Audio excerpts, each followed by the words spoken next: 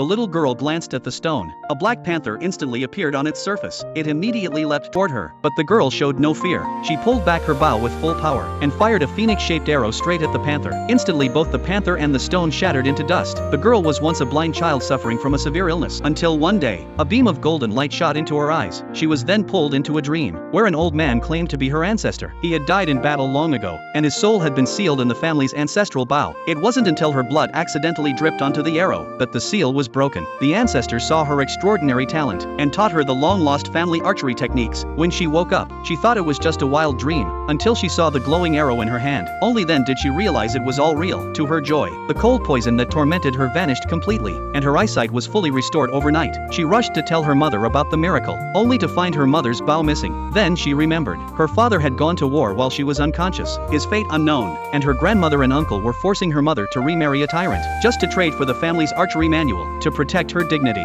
Her mother had no choice but to enter the archery contest. If she won, she wouldn't have to remarry, and she'd have a chance to compete in the Divine Archer Tournament. To help her mother, the girl grabbed her bow and rushed to the competition grounds. As soon as she arrived, she saw the family's ancestral trial stone. Legend said even a grandmaster could only scratch its surface, but as soon as she approached, a black panther emerged from the stone, and that was how it all began. At that moment, her family arrived at the field. Grandmother saw the shattered trial stone and furiously demanded to know who had done it. The girl immediately stepped forward and said she was the one who shot it. Everyone scoffed in disbelief, saying the stone was forged from deep-sea black rock, impossibly hard. They mocked her and her mother as useless, saying they should just accept the marriage. Grandmother spoke righteously, pretending it was all for the family's future, urging her mother to stop being stubborn. Watching her mother humiliated, the little girl burned with anger and demanded the match begin. The contest soon started. Her older cousin stepped forward first, claiming he would demonstrate the rules. He casually drew his bow and hit the first bullseye with ease. The arrow pierced through the first target and hit the second bullseye as well. His second arrow did the same, but when it came to the most difficult target, he missed repeatedly, only hitting it on the fifth attempt. Next up was the family's prized archery genius. He fired 2 arrows at once.